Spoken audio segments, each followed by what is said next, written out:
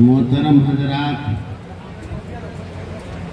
आपके नाश्ते के थैले में लड़की वालों ने आपको टोपी दिया है।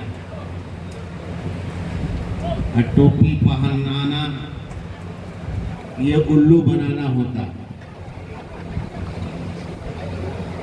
आप किसी भी आलिम से मालूम कर लीजिए, ये मुहावरा है कि टोपी पहनाना यानी उल्लू बनाना। लेकिन मैं नहीं समझता कि निराले बाबू अपने मामू को उल्लू बना रहे हैं या रिश्तेदारों को उल्लू बना रहे हैं, समझे।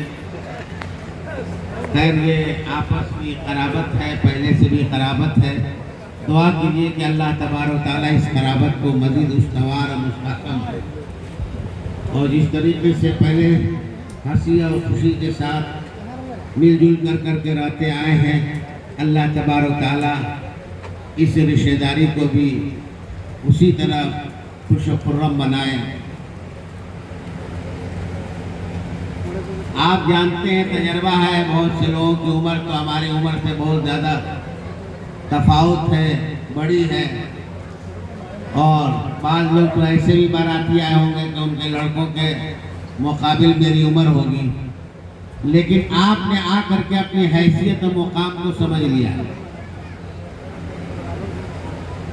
वो हैसियत और मुकाम इस एतबार से आपने समझ लिया है कि जब तक कि आज नौशा बाबू नहीं आए हैं, आपकी कोई अहमियत नहीं थी। चाहे आप अपने गांव के प्रधान रहे हो, मंत्री संतरी रहे हो, जो भी हो, लेकिन आज जो है नौशा के बगैर आपकी कोई हैसियत नहीं है। इसीलिए इस्लाम में बारात का कोई तस्वुर नहीं। इस बात को समझिए।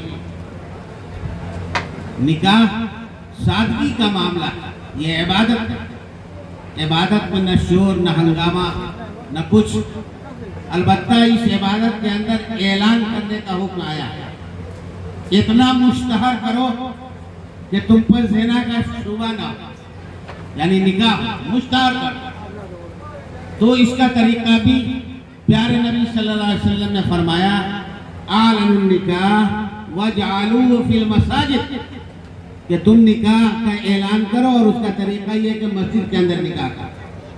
मुख्तलिफ मोहल्ले से लोग नमाज पढ़ने आते हैं। अगर जामे मस्जिद में अगर निकाह किया जाए तो मुख्तलिफ गांव से, इलाकों से आते हैं।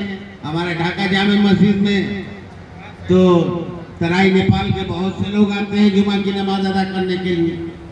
और निकाह ये एक सुन्नत है, और जुमा के रोज करना ये दूसरी सुन्नत है, और जुमा के रोज असर की नमाज में निकाह करना ये तीसरी सुन्नत। निकाह ये सुन्नत है, जुमा के रोज करना ये दूसरी सुन्नत, और असर की नमाज के बाद निकाह करना ये तीसरी सुन्नत। आज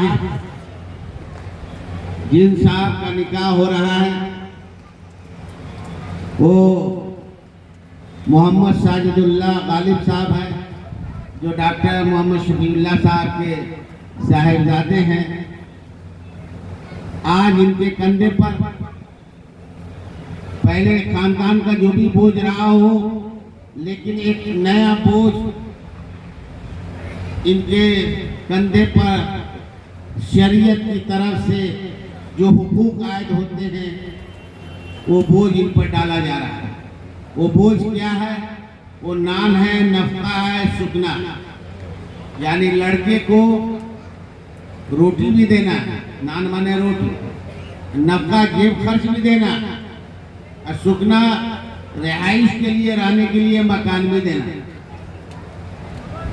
निकाह के अंदर शरीयत ने कहा कि अगर बात की सलाहियत है, महर देने की सलाहियत है, और नान और नफका की सलाहियत है, तब तो तुम निकाह करो। और अगर तुम्हारे अंदर महर देने की सलाहियत नहीं है, नान और नफका देने की सलाहियत नहीं है, तो इस सूरत में बशरी तकाज़े तुम्हारे साथ हैं, शहवत तुम्हारे साथ लगी हुई है।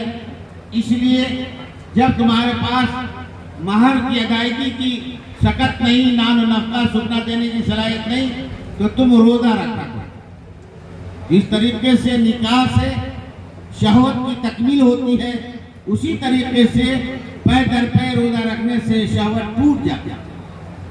اللہ کے نبی صلی اللہ علیہ وسلم نے فرمایا یا معاشر الشباب من استطاع منکم الباءۃ فلیتزوج فإنه أغض للبصر وأحسن للفرج وإن لم يستطع فعليه الصوم فإن له وجاء رواہ البخاری۔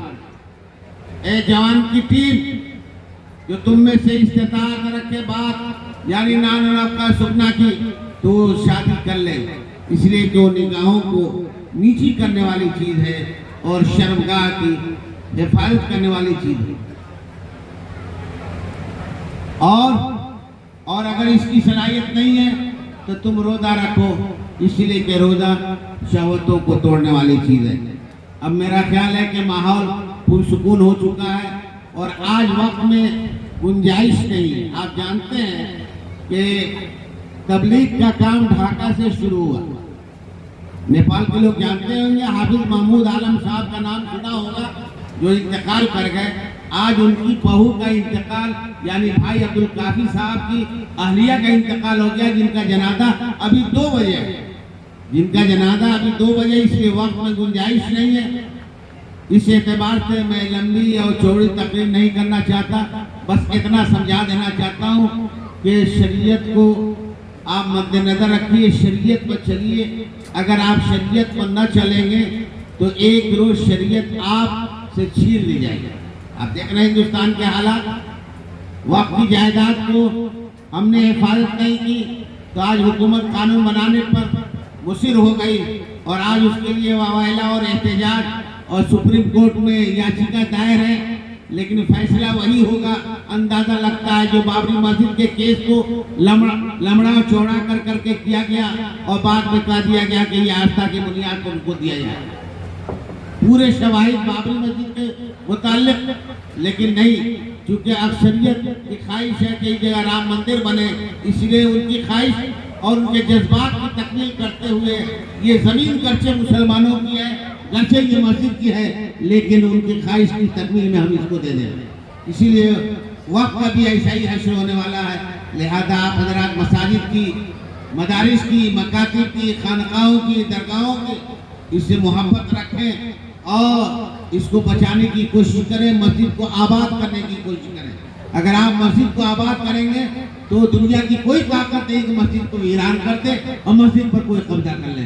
اللہ ہمیں اور آپ کو صحیح سمت میں سوچنے کی توفیق نصیب عطا فرمائے۔ الحمدللہ